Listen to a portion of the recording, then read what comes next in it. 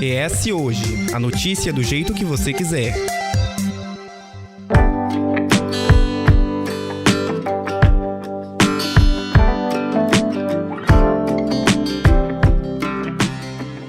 As ideias de feminino e masculino foram se modificando ao longo da história e, recentemente, graças à luta das mulheres por igualdade, muitos conceitos antigos estão sendo desconstruídos para homens e para mulheres. Um termo que ficou muito usual nos últimos tempos é a masculinidade tóxica, associado também à masculinidade frágil, que é usado para designar uma ideia de um homem baseado na agressividade e na força.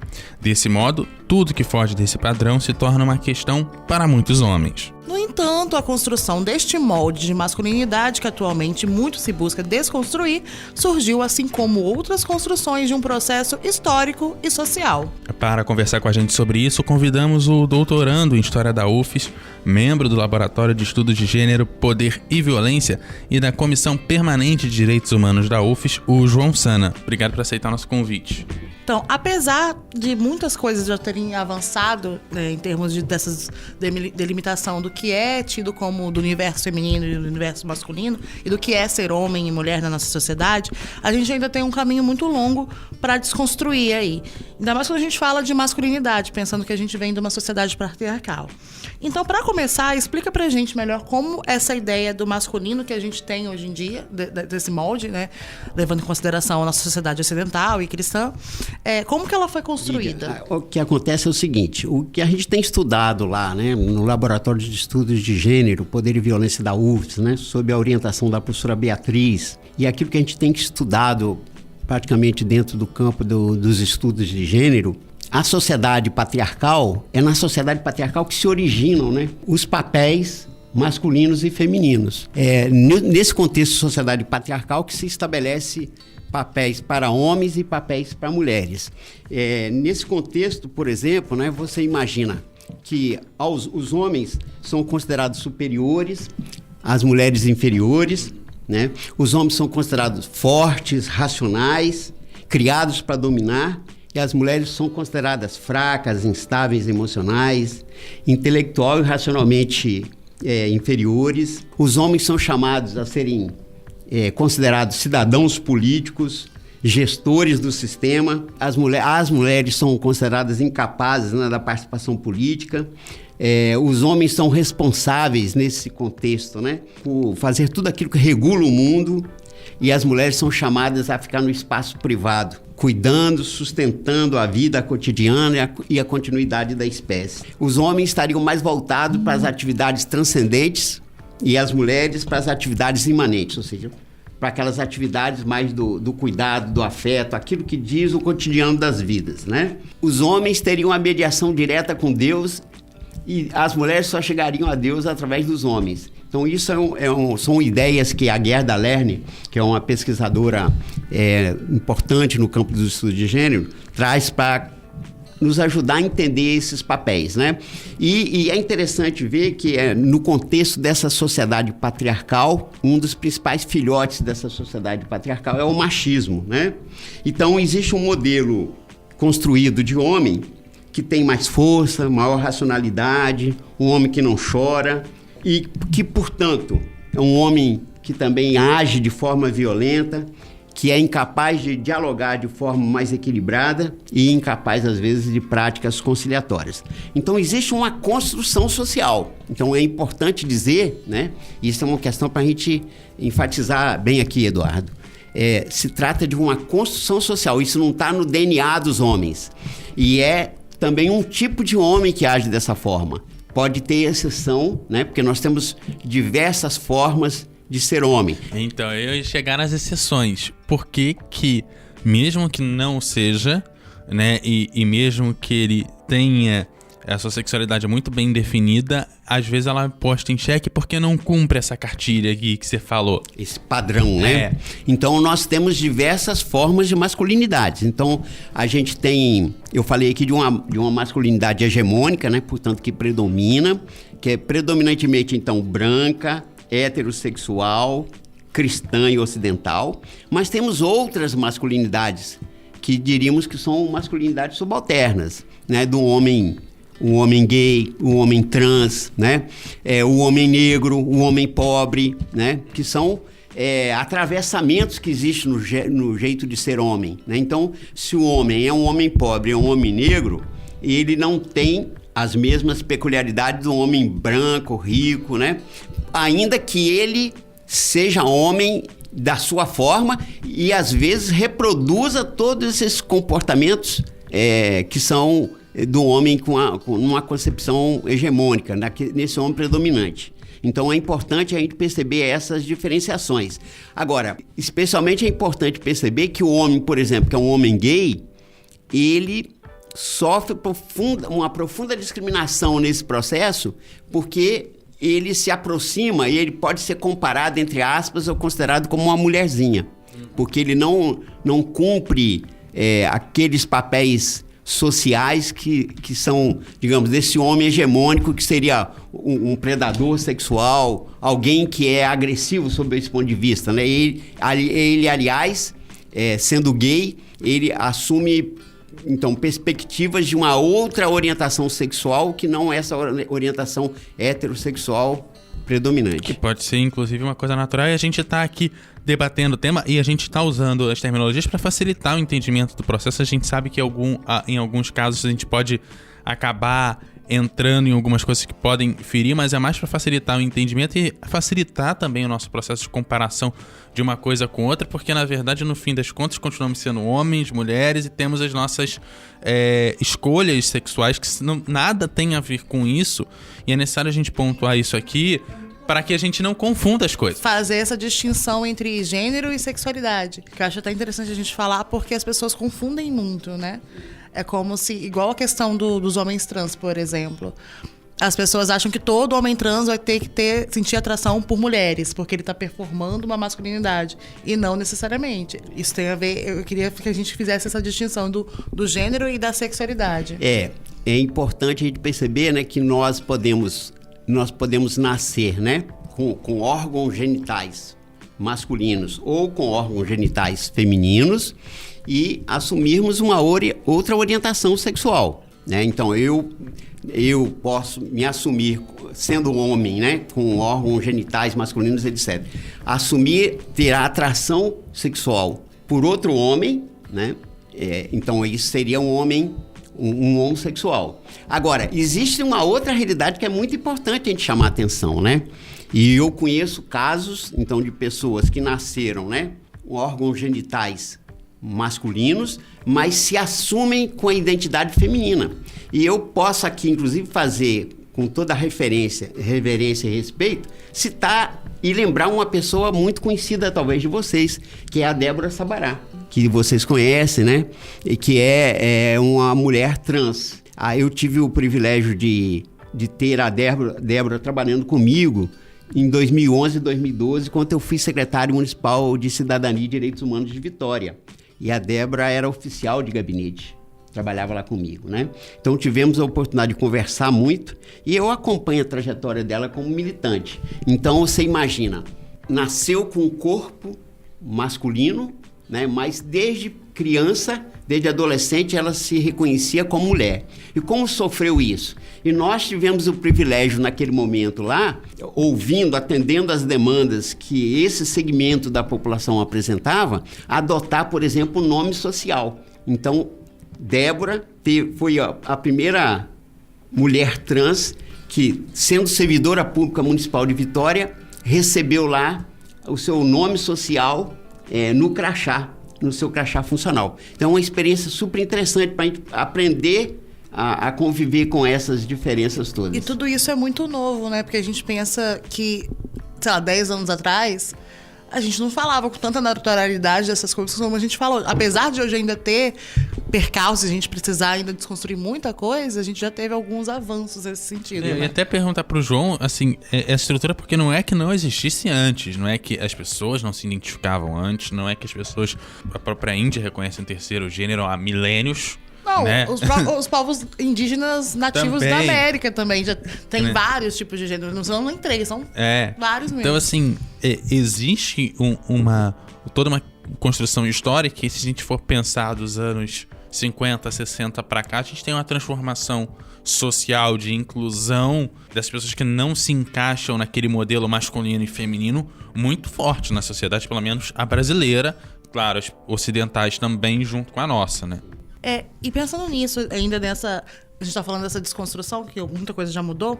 Tem coisas que a gente pensa que é daquela forma, que não pode ser mudada, que a gente é ensinado que aquilo é natural. A gente naturaliza certas coisas que, na verdade, são construções sociais e históricas, como a gente falou. Houve algum momento histórico que essa lógica que a gente tem de sexualidade, de masculinidade, foi diferente do que a gente percebe? A partir de que momento isso começou a mudar? Bom, na realidade, esse debate, como vocês estão pontuando aí, ele ganhou intensidade entre nós, especialmente no século XX, na segunda metade do século XX.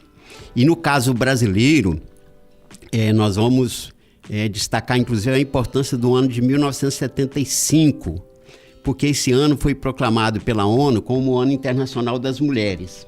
E é importante dizer que a movimentação das mulheres, né, a organização dos movimentos de mulheres, a movimentação feminista, provocou os homens, para que os homens pudessem sair do seu lugar comum, do seu lugar de dominação. Aquele momento ali foi um momento importantíssimo para que entrasse na pauta toda a questão dos direitos das mulheres, o direito a viver sem violência, né, a questionar todas essas violências, e gradativamente foram acontecendo nos anos 80, nos anos 90, a discussão sobre que mulheres são essas. Porque, no primeiro momento, as mulheres eram consideradas uma categoria única. Mas nos anos 90, as mulheres negras, 80, 90, as mulheres negras começaram a falar: vocês não nos representam. Existe uma interseccionalidade. Né? Quais são as questões, as interseccionalidades de raça, de etnia, que intervêm nesse debate? Então, começou-se a discutir a perspectiva de pensar que era necessário o movimento considerar as especificidades das mulheres negras. De fazer um recorte. E aí, se você quiser fazer o recorte, pensar mulheres negras e pobres e periféricas. Aí, mulheres lésbicas, mulheres trans. Olha aí quantas nuances que a gente precisa. Então, gradativamente, né, ao longo da movimentação das mulheres, foram surgindo essas nuances. E toda essa movimentação fez com que nós, homens, que a gente começasse também a entrar em crise. Por quê? Porque nós fomos educados para quê? Que ensinar a vida toda não é assim. E na parte educacional, a gente pensa muito o local onde a pessoa está inserida, os contextos sociais aonde ela entra, como que isso tudo vai formando o ser humano e como que isso não dá para você pensar matemática, português, história e geografia sem pensar no contexto que a pessoa está inserida. Então, como é que a gente pensa essas pessoas que já estão periféricas, que já têm menos acesso a tudo, inclusive a educação básica? Eu não estou nem falando da educação superior, não vou nem entrar no ensino médio, eu estou falando fundamental 1 e 2. Como é que a gente pensa essa galera e pensa na transformação social para essas pessoas, inclusive para aqueles que nesses espaços recebem, porque a sociedade impõe, essa masculinidade padronizada e que se a gente pretende mudá-la, a gente precisa atingir principalmente as pessoas que não têm o acesso ao mínimo, ao básico, e se a gente não chegar nelas, a gente não muda a sociedade. Certo. Você tocou, Eduardo, numa questão muito importante, né? Que é a gente começar a imaginar um pouco a questão das políticas públicas, né? E antes de falar das políticas públicas, eu quero chamar a atenção para alguns dados, né? Eu quero falar para vocês aqui de alguns dados. Por exemplo, no Espírito Santo, foram registrados os seguintes dados em 2021. Dados que foram registrados, que chegaram na delegacia. E os registros que chegam na delegacia são apenas, equivalem a mais ou menos, segundo as pesquisas de vitimização, em torno dos 25% daquilo que efetivamente aconteceu. Da realidade, né? Então, assédio sexual, foram registrados 358. Lesão corporal, 1910. Importunação sexual, 93 casos. Estupro de vulnerável, 1.064. E assassinato de mulheres, pelo menos nos registros que tem aí, foram em torno de 185 casos.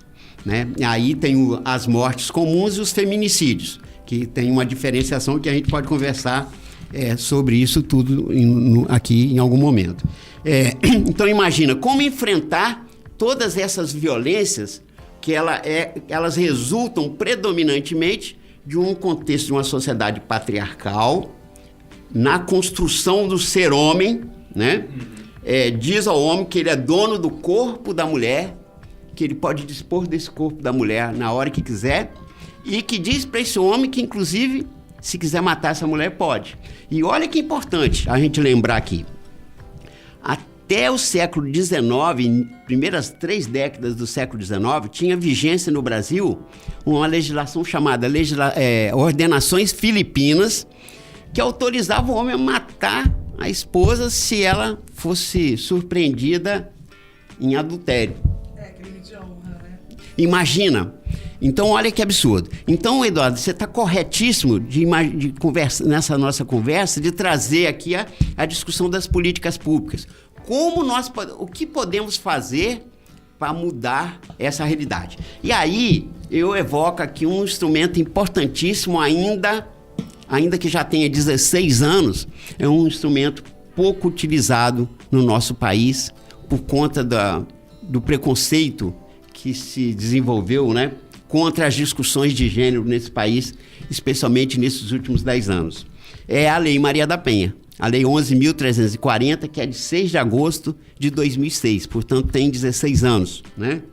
Essa lei prevê que a gente possa fazer, primeiro, capacitação das forças policiais, de todos os servidores públicos para acolher as mulheres, etc, etc, etc. Prevê que a gente faça campanhas educativas nas escolas para apontar justamente o quê? Direitos e deveres iguais entre homens e mulheres, essa igualdade, relações igualitárias de gênero e de raça e de etnia, né? Prevê que os meios de comunicação nos contribuam para desconstruir esses preconceitos que acabam subalternizando as mulheres. Prevê que a gente, de fato, insira nos currículos escolares conteúdos que favoreçam, né, a desconstrução dessas masculinidades tóxicas, né, que são violentas, né, que são, de fato, péssimas para as mulheres, mas que também causam prejuízo aos homens, porque os homens acabam sendo vítimas desse tipo de masculinidade. Então tem todo um projeto de educação devidamente desenhado na Lei Maria da Penha, que é uma das 3 leis mais importantes em nível mundial no enfrentamento às violências contra as mulheres, porque tem ação de prevenção, ação, né, de enfrentamento, tem a construção da rede de atendimento. E é importante, ao falar de Lei Maria da Penha, recordar o seguinte: o artigo 35 da Lei Maria da Penha prevê a existência de centros de reeducação de homens autores de violência contra as mulheres. Então, da mesma forma que Eduardo lembra que a importância de ações de prevenção que estão colocadas na lei, eu estou aqui lembrando também a existência de que, a partir do momento que o homem submeteu a mulher à violência, ele também pode passar por um processo de reeducação. Isso está previsto no artigo 35, e no artigo 45 está previsto ali que o Poder Judiciário, né, o juiz, pode determinar que o homem seja obrigado a frequentar um curso para ele se reabilitar, entender para ele se ressignificar a violência que ele cometeu. Né? Exatamente. Então, essa dimensão que você trouxe para a nossa conversa é extremamente importante. A dimensão da prevenção, da educação, né? Da formação das pessoas. Porque ninguém nasce, realmente, como eu disse, numa perspectiva de masculinidade tóxica. A gente nasce, né? Como disse bem Simone de Beauvoir, né?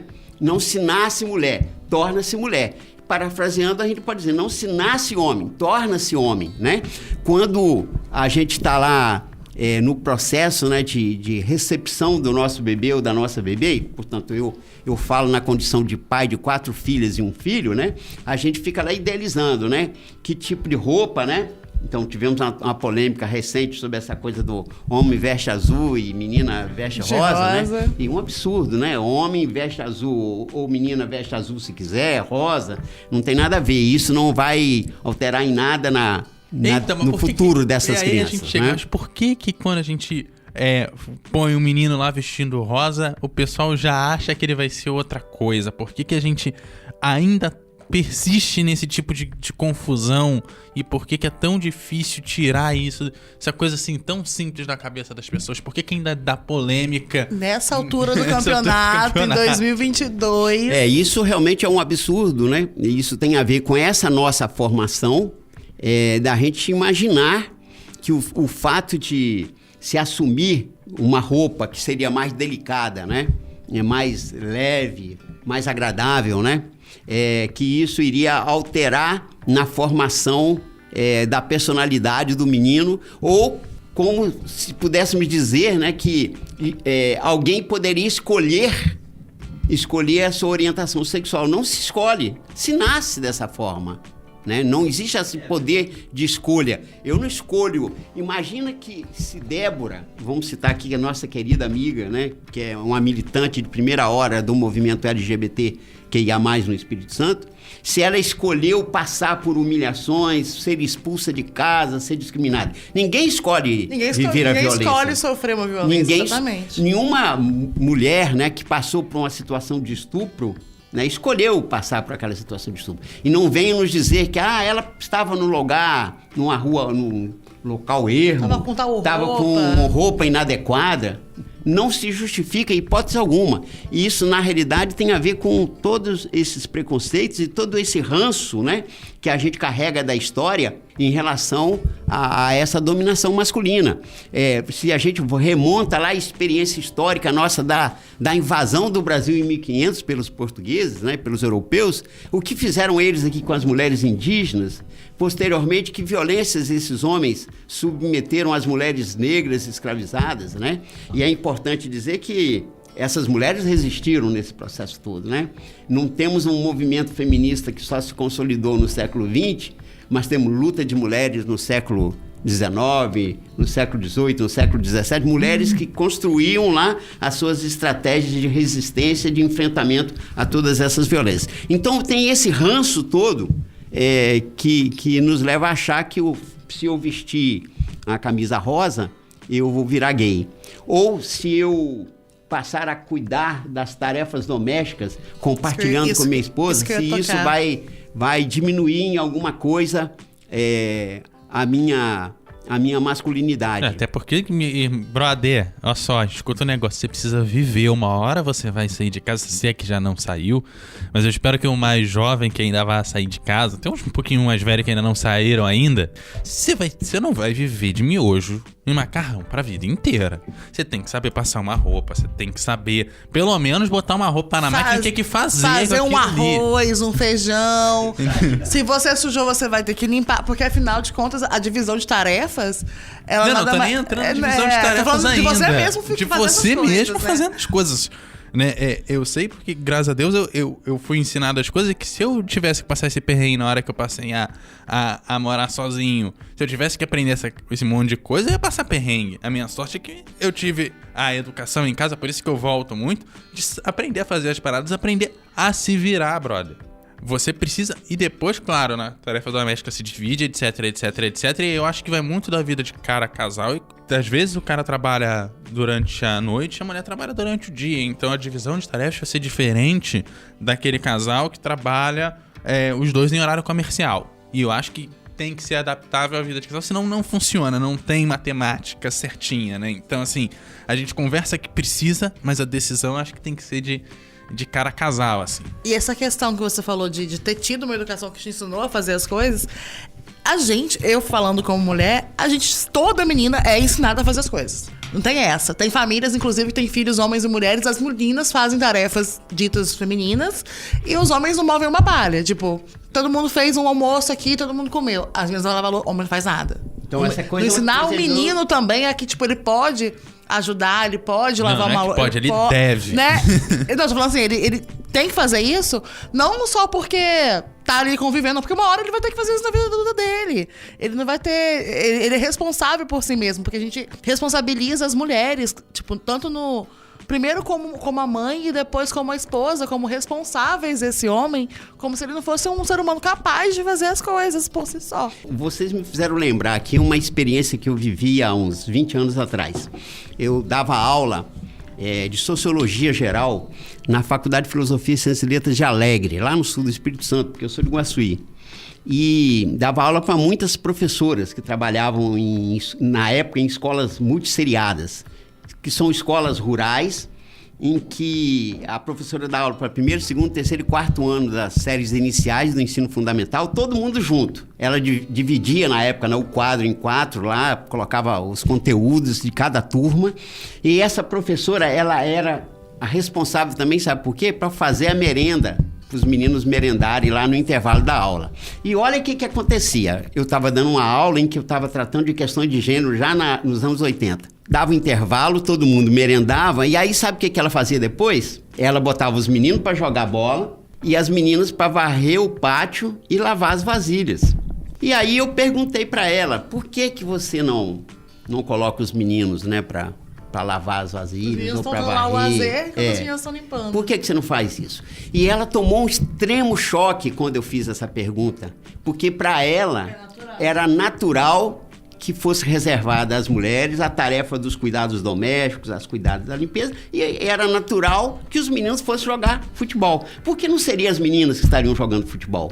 Por que não seriam os meninos que estariam lá lavando as panelas? Ou os dois, né, dividir. Ou os dois. Tinha que varrer, tinha que Ou lavar. por que não fazer um revezamento, né? Nessa semana são os meninos que lavam e varrem, e as meninas vão jogar futebol, vão fazer o que quiserem. Então, olha como são coisas, né? Como que é esse processo educativo, aqui o Eduardo chamou a atenção, aqui, como que é importantíssimo na vida da gente. Eu sou o filho mais velho de 6 filhos. Eu, na minha época, aprendi a lavar banheiro, aprendi algumas coisas de cozinha. E quando aos 15 anos eu fui estudar fora, ainda que tenha ido estudar numa ordem religiosa, eu também lá fazia muitas coisas. Eu aprendi a fazer muitas coisas, né? Então, eu fui me tornando uma pessoa muito independente. E a gente tem um desafio muito grande, né? Para a gente desconstruir essas masculinidades tóxicas, violentas, né? Como eu disse, uma violência que é muito violência contra as mulheres, mas é também violência contra o próprio homem. Então é importante que a gente pense mecanismos que favoreçam essa desconstrução. Se a gente pensar que a gente está em Novembro Azul, óbvio que as mulheres são as que mais sofrem. Mas o homem perde muito com isso também, porque ele não pode ser frágil, ele não pode cuidar da própria saúde. Ele é ensinado nem a cuidar da própria saúde. A gente tem pesquisas aí que mostram que mulheres cuidam mais da saúde, se previnem mais, né? Justamente por ter essa criação do cuidado, não só com o outro, mas consigo mesma também. O homem não.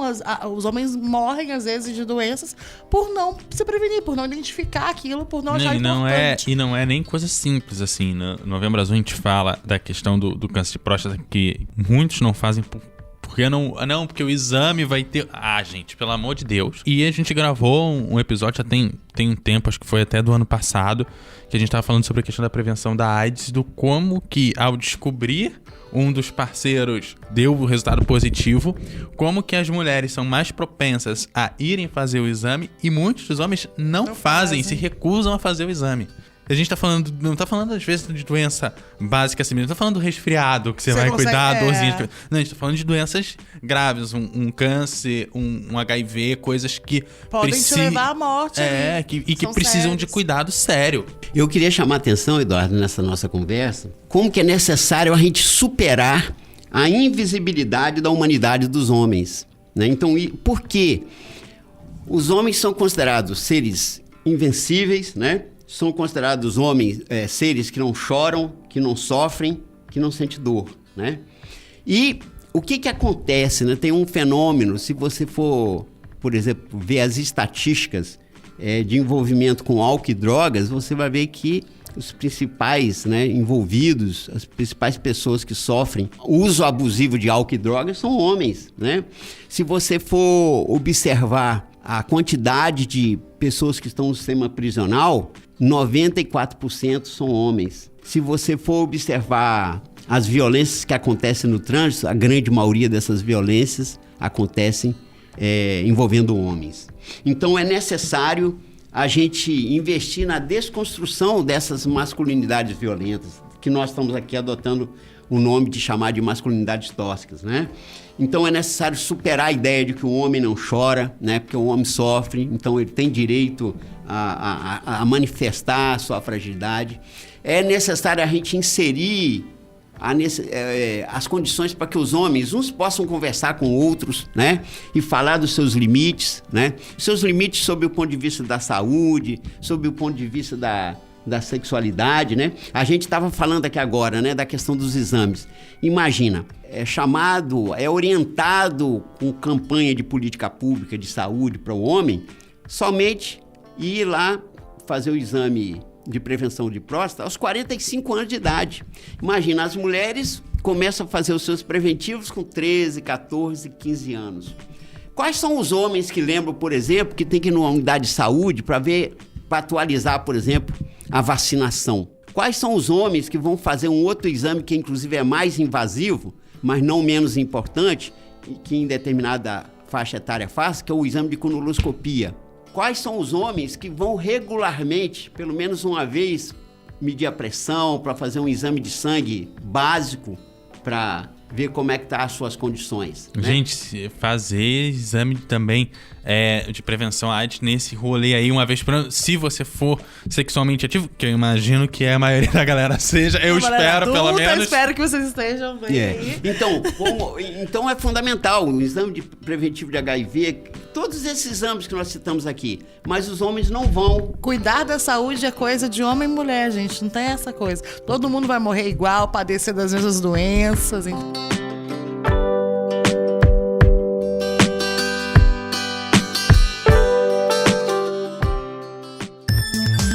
ES Ouve.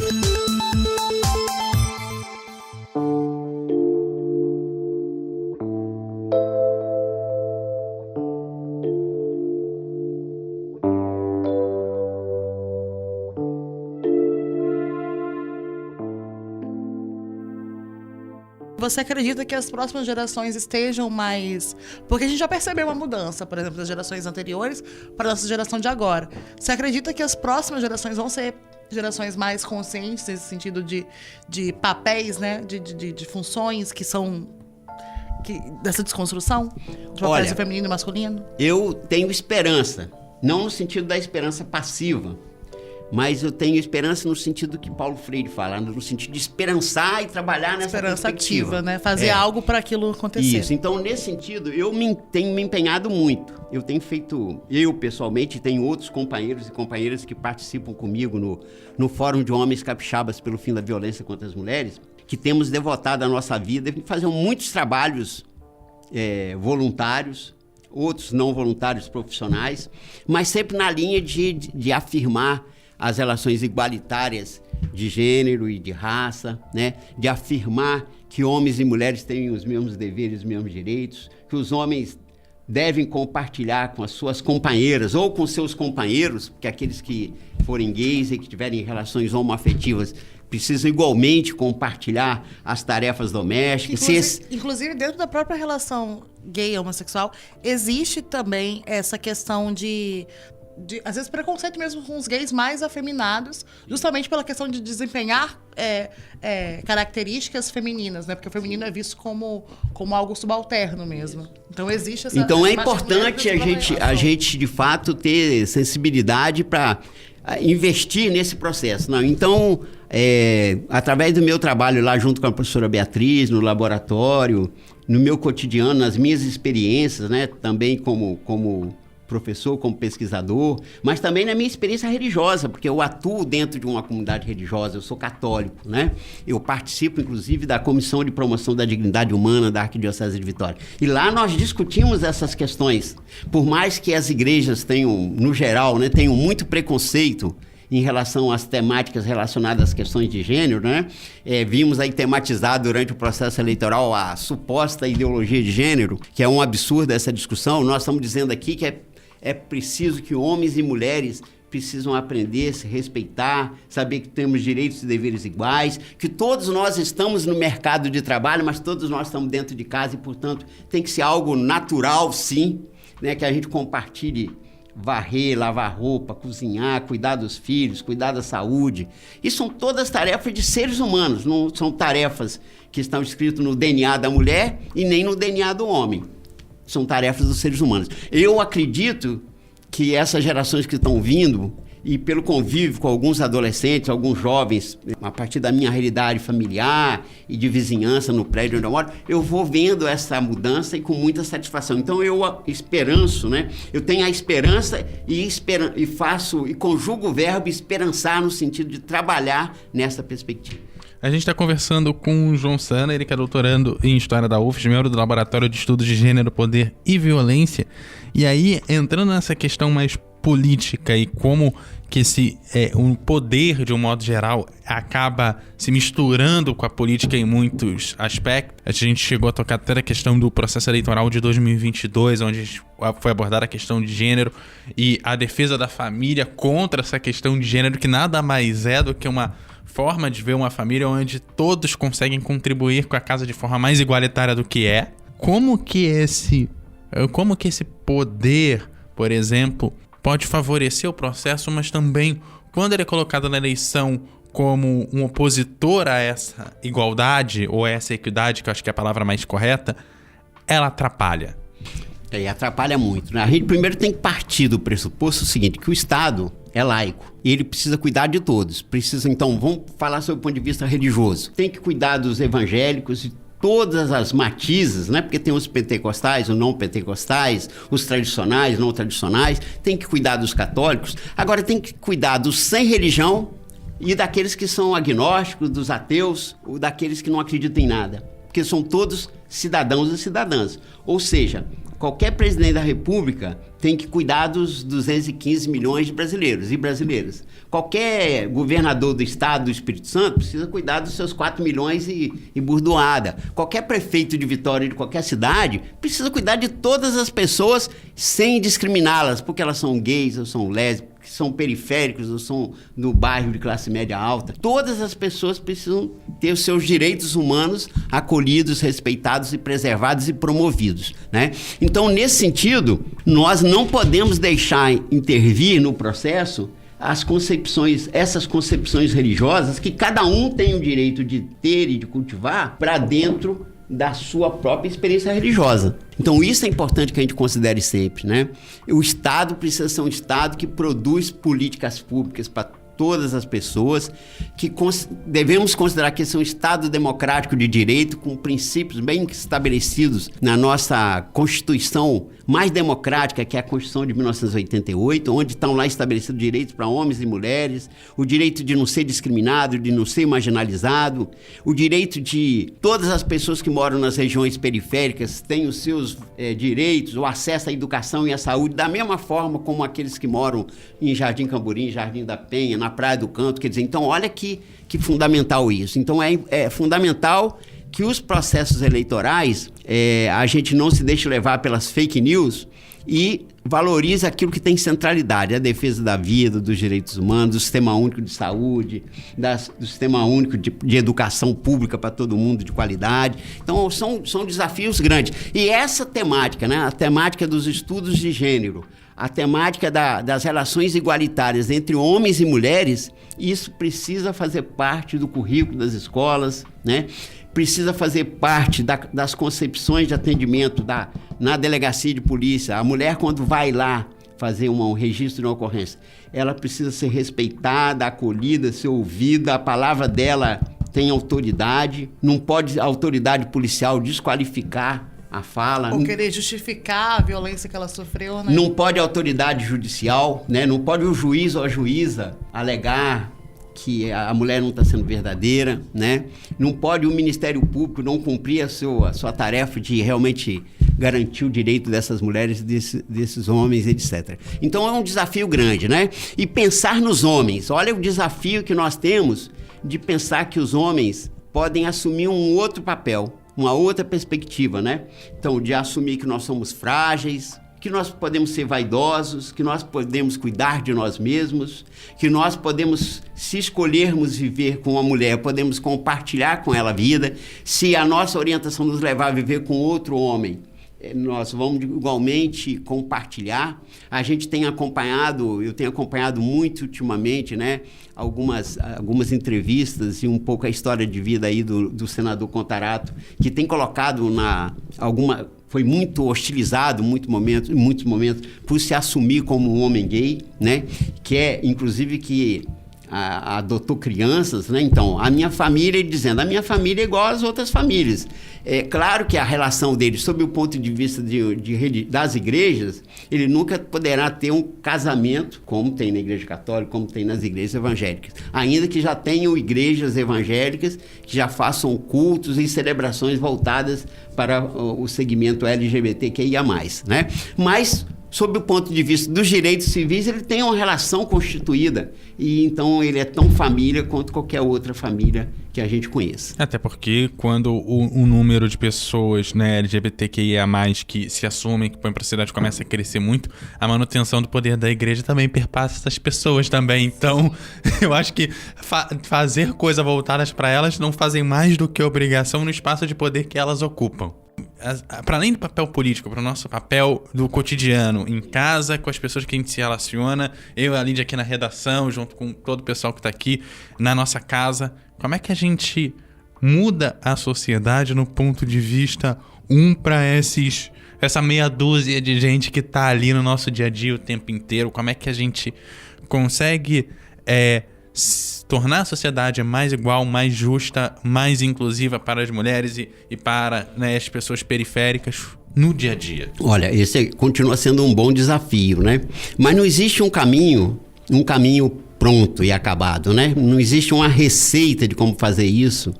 Até porque se existisse uma receita, a gente não ia dar, a gente ia vender, né?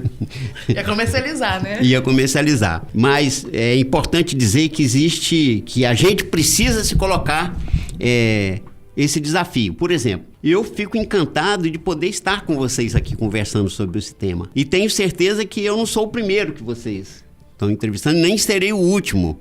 Então vocês estão dando uma contribuição muito importante para melhorar essas relações. Olha, eu espero que amanhã tenha mudado e que seja o último, mas eu sei que não é assim. Mas que não é assim. A gente ainda tem um caminho para percorrer aí. E pensa que com relação aos meios de comunicação, né, como eu disse, lá a Lei Maria da Penha, no artigo 8º, ela fala da importância que tem os meios de comunicação para ajudar a desconstruir os preconceitos, né, de gênero, os estereótipos. Então ela cumpre, é muito importante.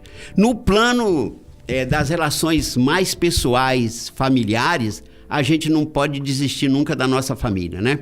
Nós vivemos aí, por exemplo, né, esse momento tão complexo eleitoral em que famílias ficaram rachadas, né?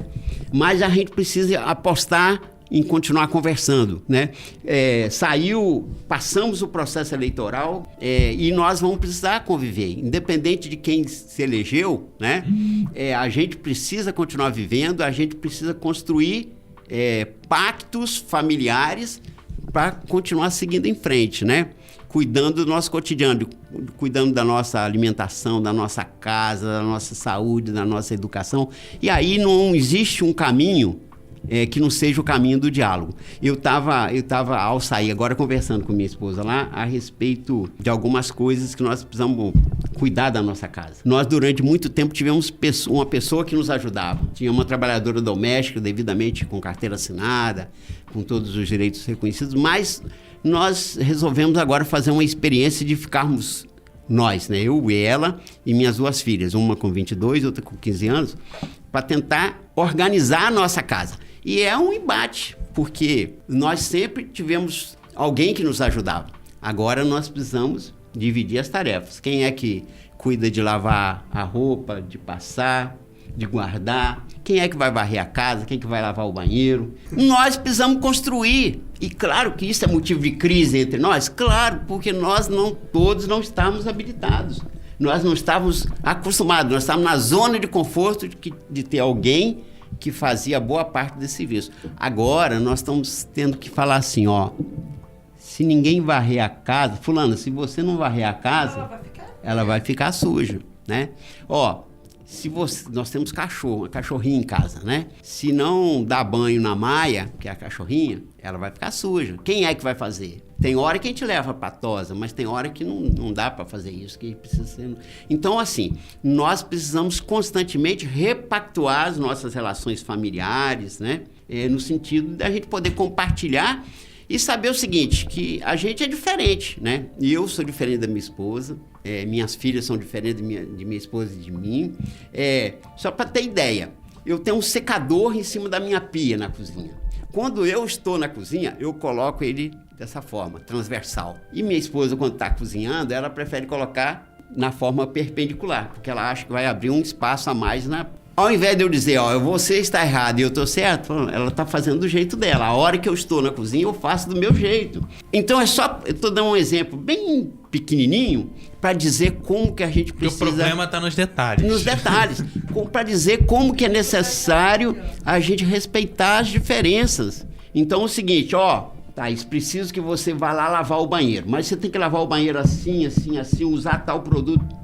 De jeito nenhum. Você vai lavar o banheiro, você assumiu a tarefa de lavar o banheiro, então lave o banheiro da forma como você acha que deve ser. Se eu vou lavar o banheiro, vai ser dessa forma. Se eu vou arrumar a cozinha, vai ser o jeito João de arrumar a cozinha, não o jeito de Ana, que é minha filha, ou de Teresa, que é minha esposa. Porque cada um tem a sua peculiaridade, a sua forma. É possível a gente conversar para ver a forma melhor de fazer? É possível. Mas não pode ser nunca do ponto de vista de dizer o meu está certo e o seu está errado. Precisa de ser uma construção. Então esse é o desafio em todos os campos, né? Da gente pensar de que não é legítimo mais um homem entrar em casa, tirar o seu sapato, deixar na sala, sentar e falar assim, fulano, traz um copo d'água para mim, ou traz alguma coisa para eu comer. Pode acontecer isso num gesto de gentileza, tanto do homem para a mulher quanto da mulher para o homem, ou de dois homens ou de duas mulheres vivendo junto? Pode. Gestos de gentileza, de carinho, de afeto, de companheirismo, são válidos sempre. Tem sempre espaço na vida da gente. Mas não pode ser uma imposição na perspectiva de uma ordem de gênero, né, de dominação do masculino sobre o feminino. Então, acho que essas coisas da convivência, a gente precisa aprender a pactuar. Cada dia é um dia, cada vida é uma vida, cada casa é uma casa, né? Então, e cada família é uma família, ou até porque temos múltiplas formas familiares. Então, é importantíssimo que a gente incorpore muitos homens nessa reflexão, e isso eu acho que faz com que os homens possam ter uma vida melhor, inclusive. Se eles se humanizam, se eles passam a fazer parte do cotidiano, né, dessa vida, então se torna melhor. Eu estou tendo a oportunidade, nos últimos 10 anos, de estar mais dentro de casa. E aí, eu estou tendo condição de exercer mais a empatia com o que é ficar dentro de casa. O que é lavar, o que é passar, o que é cozinhar, o que é limpar uma casa, o que é tirar o lixo, desse colocar trabalho o lixo não remunerado e muitas vezes tido invisível, como não trabalho, né? Quantas vezes você vê um homem conversando com outro e pergunta assim, sua mulher trabalha? Não, minha mulher não trabalha não, ela fica em casa. Vai ficar em casa. Vai cuidar de uma criança o dia inteiro, vai trocar fralda, vai dar banho, se já é maior, vai acompanhar para ir para a escola, vai ver se fez a tarefa escolar, vai levar o médico. Então são desafios e que nós precisamos aprender a enfrentar esses desafios. E se a gente consegue, se nós homens conseguimos entrar para o espaço privado, espaço doméstico, nós certamente vamos tornar-nos melhores seres humanos, né? Vamos conseguir dar saltos de qualidade na nossa vida. Até porque não existe nada melhor do que uma comida que você fez, aí você chegar lá, faz comida daquela lavada na louça, casa fica limpinha, gente. É bom pra todo mundo gosta de casa limpa, entendeu? É isso aí. Isso não é um processo fácil, né? A gente tá falando em termos ideais aqui, não é um processo fácil, mas é um desafio que fica colocado para todos os homens, especialmente, conseguirem entrar para o espaço público e garantir que as mulheres tenham presença no espaço público. Você vê, por exemplo, né? Nessa última eleição, quantas governadoras de estado foram eleitas no Brasil? Vocês sabem dizer? Teve um estado que foi inédito, que teve 2 mulheres no segundo turno. Em Pernambuco. Mas assim, eu soube que ali foi uma exceção e que foram poucas eleitas. Acho que foi poucas. uma lá, obrigatoriamente você tinha 2 lá. 2 mulheres. E aqui no Espírito Santo mesmo, a gente tinha uma mulher, mas era no cargo de vice-governadora, nenhum governador é isso teve. aí. Nós tivemos então, em 27 estados, nós tivemos 2 mulheres eleitas, uma em Pernambuco e outra em Rio Grande do Norte. Quantas deputadas estaduais foram eleitas aqui? Foram pouquíssimas, 3 ou 4. Mesmo assim, a gente teve o deputado estadual mais votada também. A vitória de Valadão pra isso aí. História aí. Então Assim, não dá pra dizer que é uma conquista boa, mas eu tô trazendo mas assim, coisas pequenas de ter 2 mulheres no segundo turno.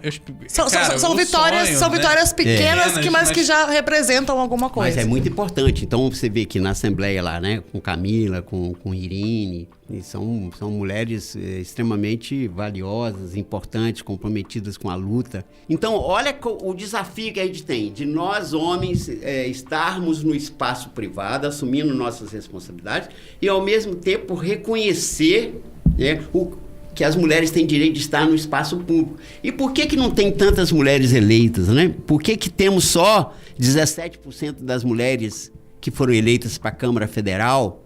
Por que no ano que vem, né, nós vamos ter só 10 senadoras no Senado Federal?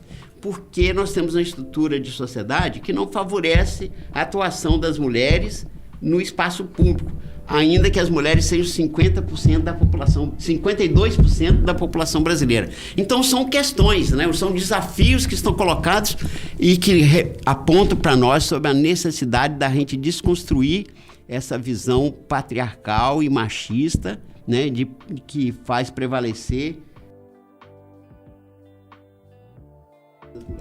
E eu acho que assim a gente vai caminhando pro final do episódio. João, muito obrigado pela presença aqui. Fique à vontade de fazer mais alguma consideração que você deseje fazer. E vamos à luta, né? Vamos à luta. Eu queria, assim, deixar aqui algumas sugestões, Eduardo. Tem alguns vídeos interessantes, alguns documentários. Um deles é O Silêncio dos Homens, não sei se você já viu. E também temos outro, Precisamos Falar com os Homens.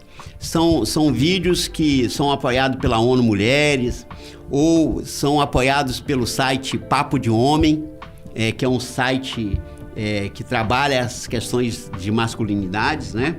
Então, acho assim que é importante que a gente continue nessa reflexão sobre essa temática, né? Se a gente fosse falar do tema, a gente vai ficar aqui, se estender por horas e horas e horas, né? Mas a luta continua e é isso aí. Toda semana a gente se reúne aqui e te convida à reflexão, ao debate e, sobretudo, a se informar. O ES Ouve tem edição de Eduardo Couto, texto e produção de Lídia Lourenço e a direção de jornalismo de Daniele Coutinho. Até a próxima. Até a próxima, pessoal.